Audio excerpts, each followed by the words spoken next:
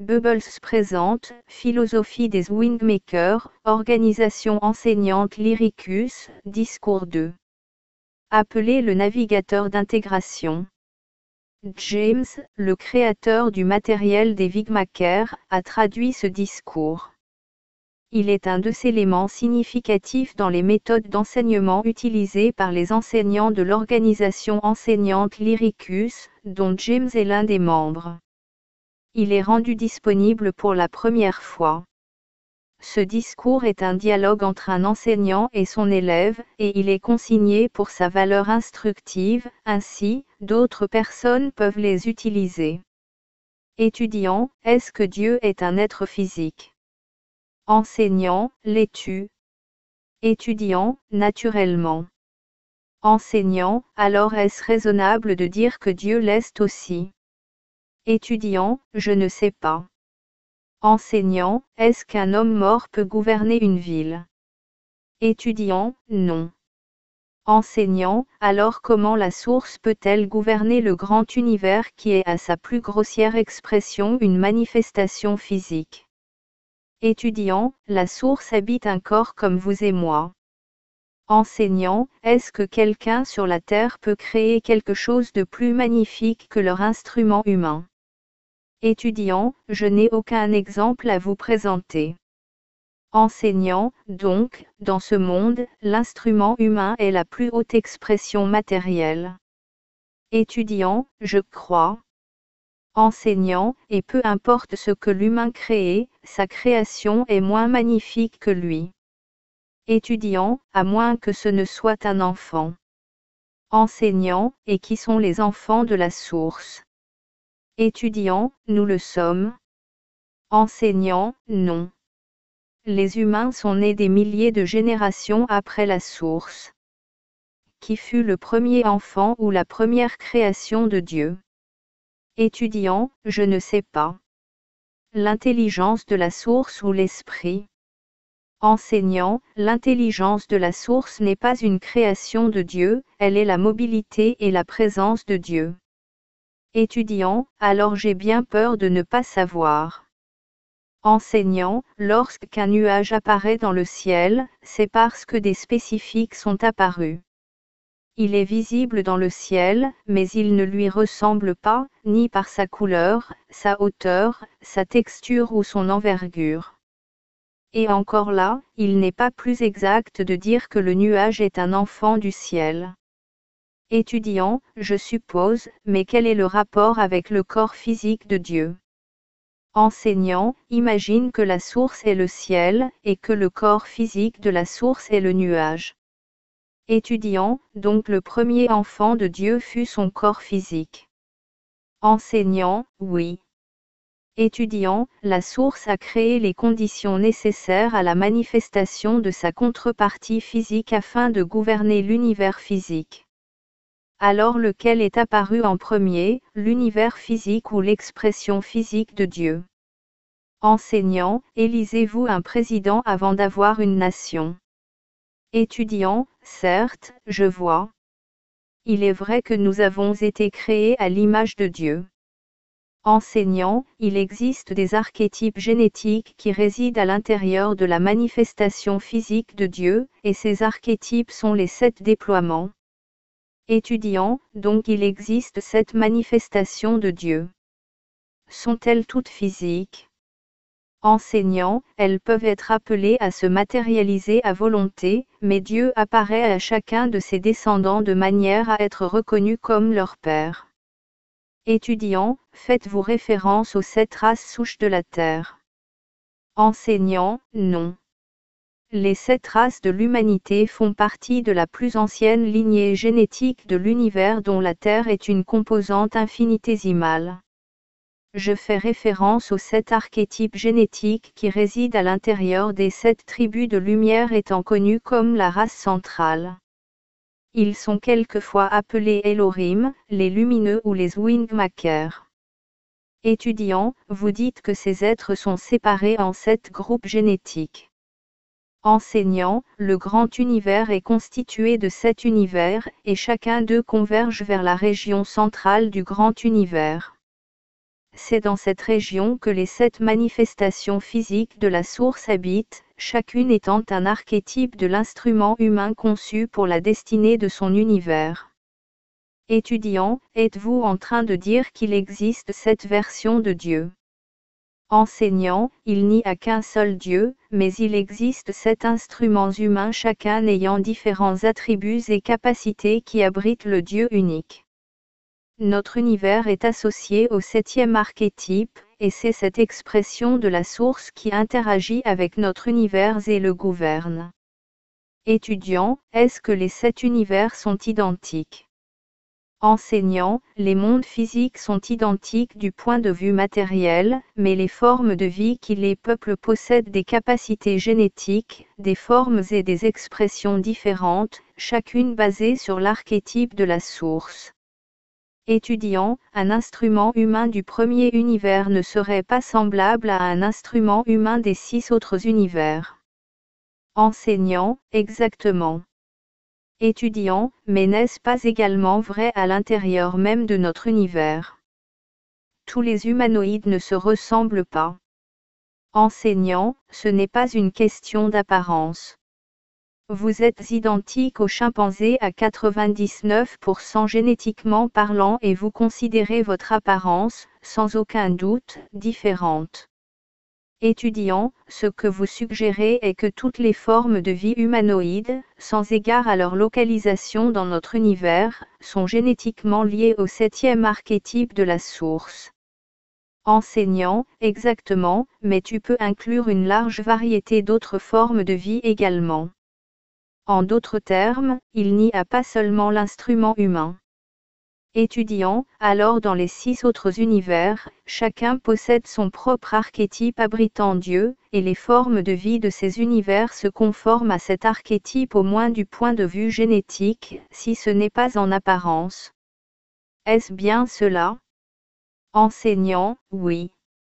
Étudiant, alors de toute évidence la question est pourquoi? Pourquoi la source s'est-elle divisée en 7 univers génétiques? Enseignant, lorsque tu abordes un immense mystère, un mystère aussi infini que le grand univers, que désires-tu le plus en tant que créateur? Étudiant, l'assurance que les univers ne seront pas détruits. Enseignant, disons que tu n'as aucun doute à ce sujet aussi parfait que soit ton plan. Étudiant, alors je voudrais probablement peupler et explorer ce que j'aurais créé. Enseignant, comment y arriverais-tu? Étudiant, j'aurais besoin d'y voyager de quelque façon que ce soit. Enseignant, disons que tu es le 7e archétype de la source. Tu es seul dans ton univers, et que l'univers est peuplé seulement par des corps célestes. Il n'y a pas de forme de vie sensible ni aucun moyen de voyager. Étudiant, mais n'est-ce pas pour cela que l'intelligence de la source existe? La source n'utilise-t-elle pas son intelligence pour ses déplacements ou son omniprésence? Enseignant, laisse-moi te rappeler que nous discutons d'une expression physique de Dieu. Le 7e archétype de la source ne peut pas voyager dans l'univers indépendamment des lois de l'univers. Imagine ces 7 archétypes comme étant les instruments humains de la source, et attribue-leur des caractéristiques et limitations similaires aux nôtres. Étudiant, alors, les archétypes physiques de la source ne partagent pas l'omniprésence ni l'omniscience de leur père. Enseignant, non, ils ne les partagent pas. Étudiant, opèrent-ils en équipe ou sont-ils indépendants? Enseignant, ils collaborent et coopèrent, mais ils exercent leur volonté souveraine selon l'univers auquel ils appartiennent. Étudiant, est-ce que les archétypes furent créés immédiatement après la création du grand univers? Enseignant, ils furent créés successivement comme une famille est créée. Étudiant, pourquoi? Enseignant, il y a beaucoup de choses à apprendre de la création d'un archétype qui peut être transmis au suivant. Étudiant, je veux voir si je comprends correctement. À un certain moment donné dans le temps, le grand univers fut créé par la source, comprenant 7 univers, chacun étant gouverné par une expression physique de la source. Les univers étaient dépourvus de vie. Que des corps célestes comme les étoiles et les planètes existaient alors. Est-ce bien cela? Enseignant, oui. Étudiant, et alors la vie apparut. Comment? Enseignant, le premier archétype créa les formes de vie, que nous devrions appeler la race centrale du premier univers. Ces êtres étaient très puissants et ressemblaient à leur créateur dans leur forme et leur fonction. Ils créèrent à leur tour les structures génétiques qui devinrent les premiers transporteurs d'âmes physiques pures qui hébergèrent les énergies spirituelles individualisées de la source. Étudiant, et ceci se répéta 6 autres fois. Enseignant, chaque univers fut ainsi peuplé avec une structure génétique particulière, structure basée sur l'archétype de la source, et ce, pour chaque univers. Chaque structure génétique ayant ses propres capacités à l'exploration et la colonisation de cet univers particulier. Étudiant, ainsi, il y a 7 différentes structures génétiques de transporteurs d'âmes explorant le grand univers. Quelle en est la raison? Pourquoi la source a-t-elle conçu l'univers ainsi? Enseignant, le grand univers est un immense réseau de planètes porteuses de vie qui permet à la conscience spirituelle individualisée, habitant à l'intérieur d'un transporteur d'âme ou instrument humain, d'interagir avec les limitations que les mondes physiques à cause de leur structure imposent. Par l'interaction avec ces limitations, les structures génétiques évoluent, et grâce à cette évolution, ils deviennent unis. Étudiant, vous dites que la forme finale de l'évolution est l'unité. Enseignant, pas pour toutes les espèces, mais pour les formes d'existence physique les plus avancées, l'unité est la finalité de l'évolution. Étudiant, pourquoi? Enseignant, lorsque tu crées quelque chose à ton image, quelle est la chose la plus difficile à faire selon toi? Étudiant, de la laisser aller. Enseignant, exactement. Tu désires que ta création explore et colonise l'univers, mais tu désires également qu'elle revienne. Ainsi, tu fais pénétrer un instinct fondamental dans ta création, sous forme de désir de retourner vers son origine. Ceci est l'instinct d'unification et il est un des plus forts instincts conçus pour le transporteur d'âme, dont l'instrument humain fait partie. Étudiant, alors, ceux qui sont semblables aux humains, les transporteurs d'âme, existent dans tout le grand univers, et tous sont conçus pour explorer l'univers en expansion, mais également pour retourner dans la région centrale après leur évolution. Ceci n'a aucun sens. Enseignant, ce n'est pas les transporteurs d'âme qui y retournent. Ceux-ci sont des véhicules physiques qui, comme la matière physique, dégénèrent et se transforment.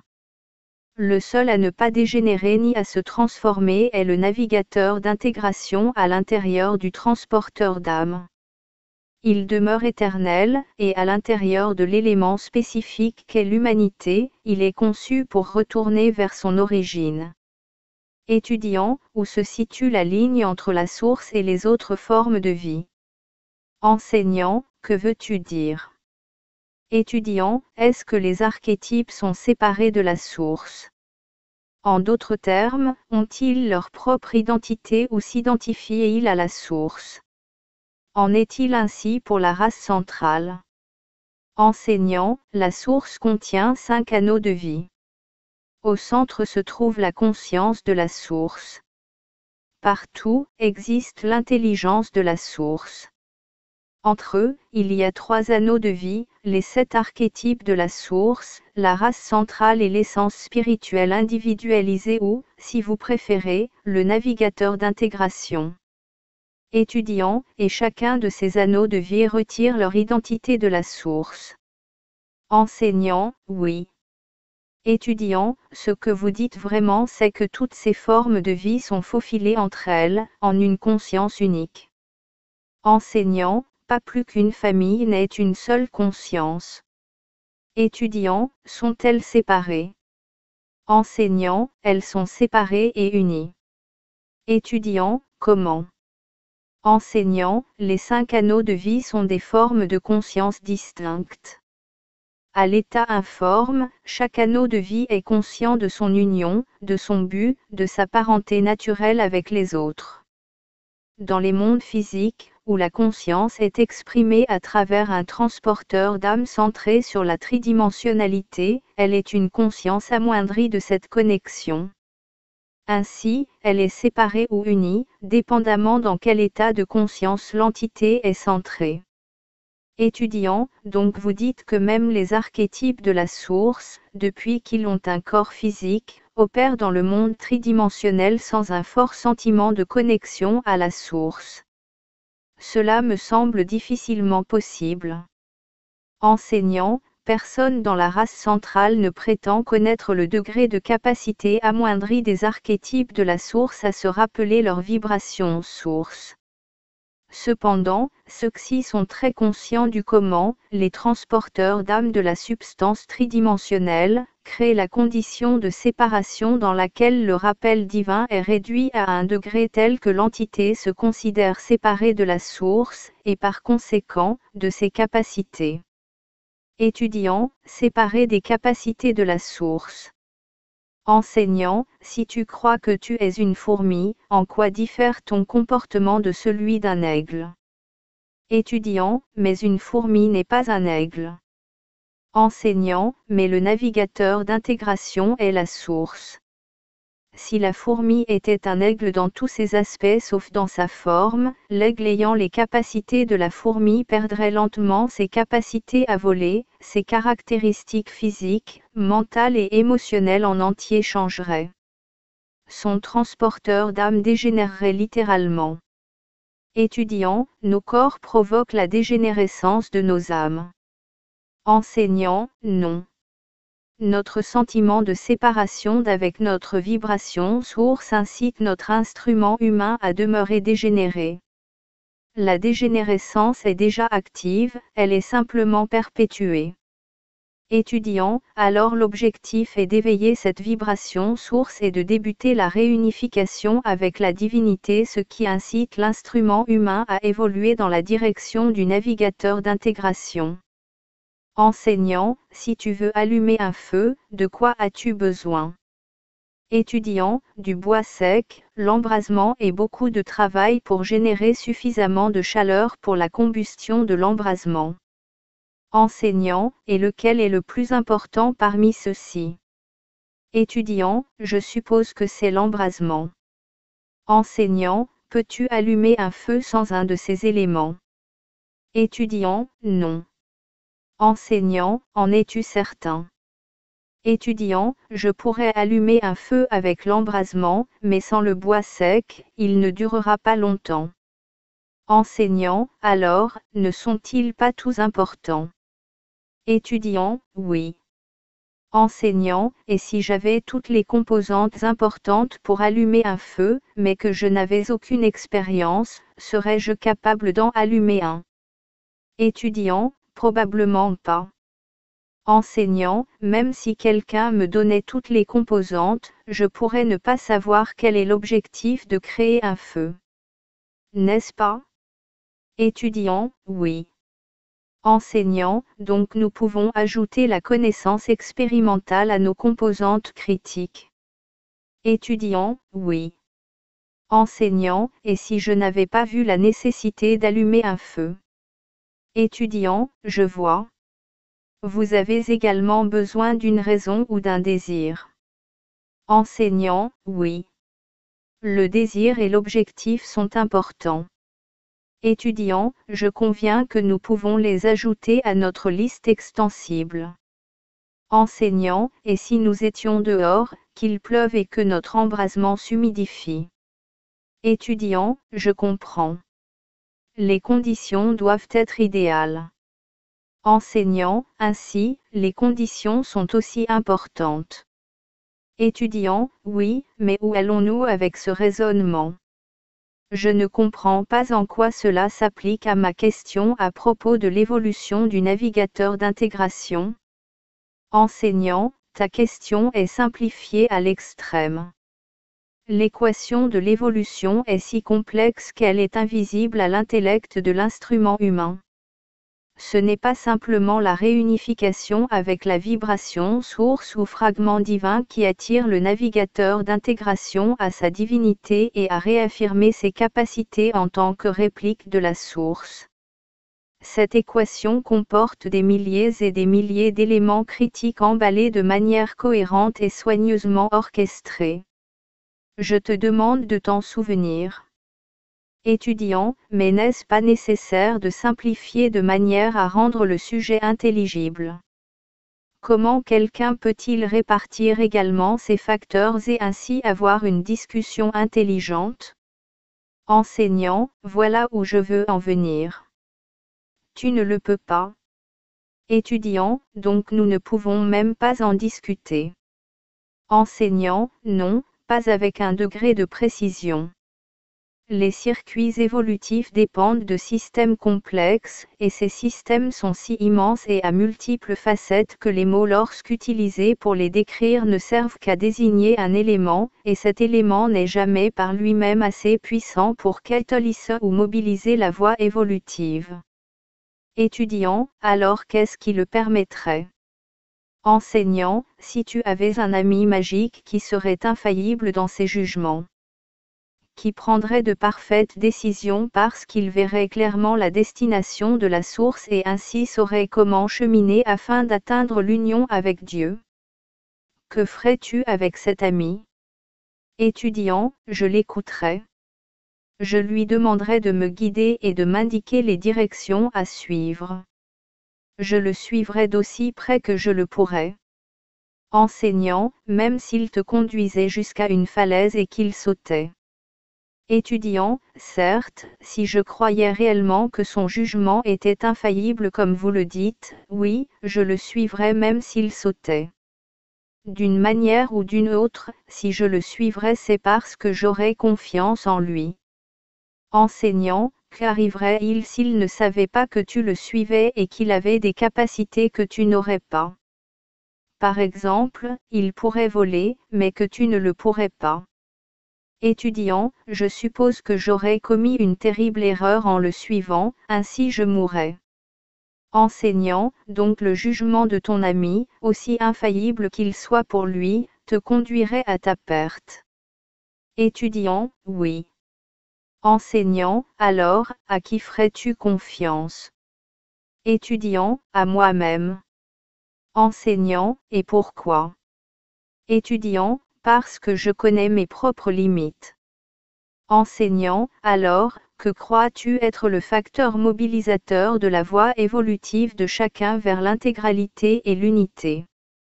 Étudiant, vous voulez dire de résumer en un simple concept en dépit du fait que vous m'avez démontré plus tôt que ça ne pouvait se résumer. Enseignant, tu apprends très bien. Étudiant, ce serait de me faire confiance. Enseignant, quelle partie de toi? Étudiant, l'âme.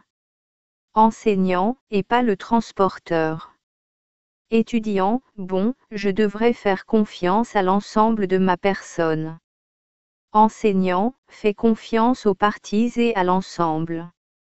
Fais confiance à la connexion de ceci avec la source. Fais confiance au fragment divin qui orchestre toute cette complexité en une expérience cohérente et une connaissance qui assure la réunification à ta divinité.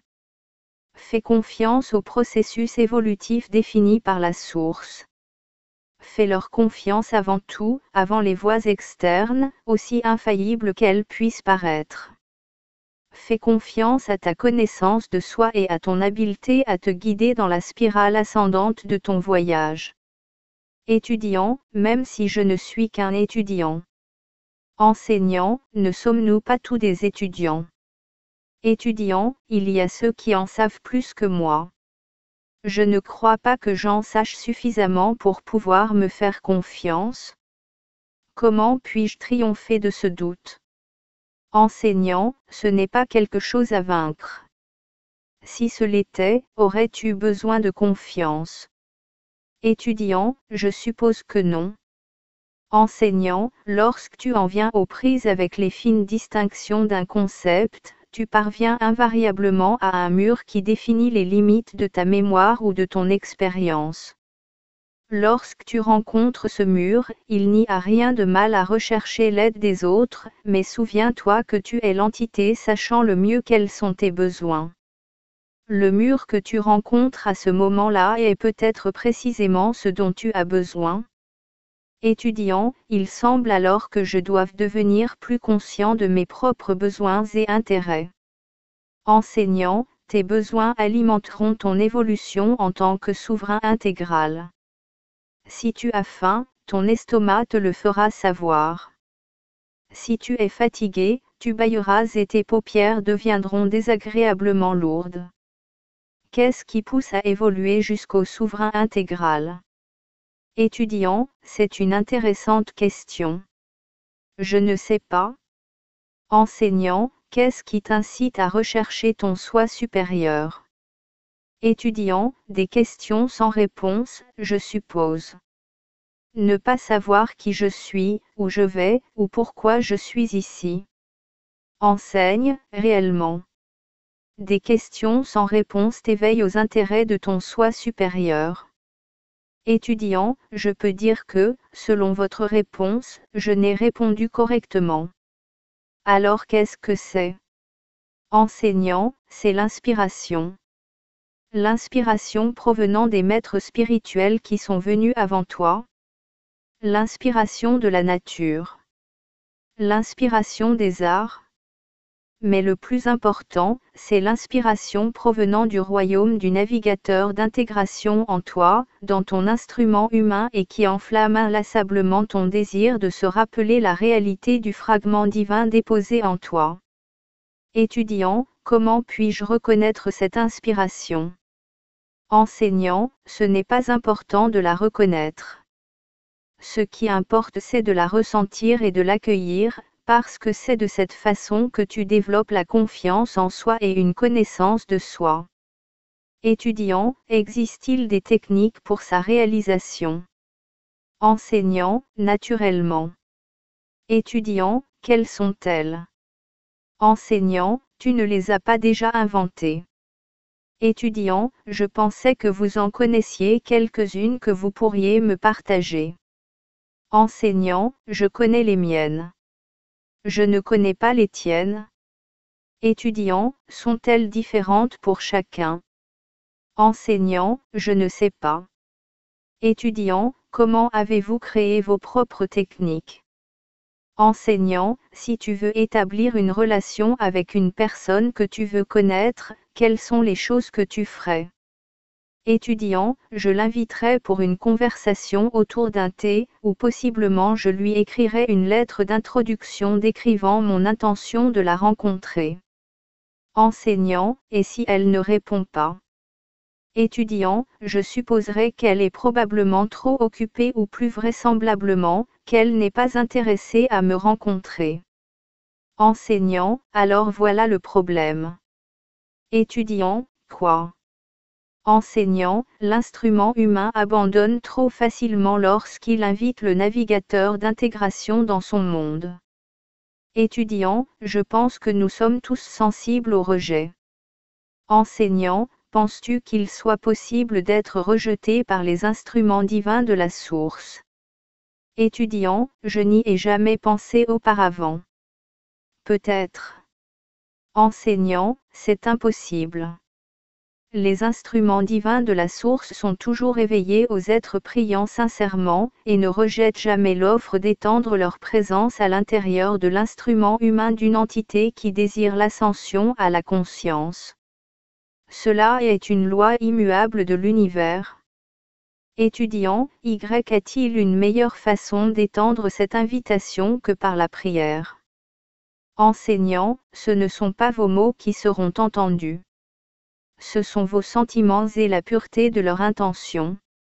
Vous pouvez être ivre et jurer à voix haute, mais si vos profonds sentiments sont purs, sincères, humbles et motivés par l'amour, votre invitation sera entendue.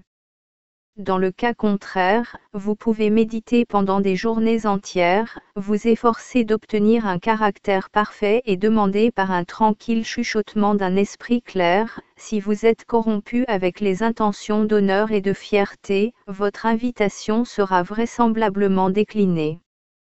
Étudiant, pourquoi le navigateur d'intégration ou tout autre instrument divin de la source s'en intéresse? Enseignant, pourquoi t'intéresses-tu à ce que la nourriture que tu manges soit servie dans une assiette propre ou sale? Étudiant, je ne comprends pas la comparaison. Enseignant, l'instrument humain est un vaisseau, un transporteur d'âme. Sur notre planète, il abrite l'instrument pur et parfait de la source, le navigateur d'intégration. Si l'instrument humain est impur avec ses pensées matérialistes, ses intentions d'agrandissement ou d'action de haine, il fait en sorte que le transporteur d'âme est moins réceptif aux vibrations du navigateur d'intégration. Dans certains cas, si le navigateur d'intégration pénètre dans un tel vaisseau et qu'il offre ses capacités, elles se corrompent par leurs besoins égoïstes.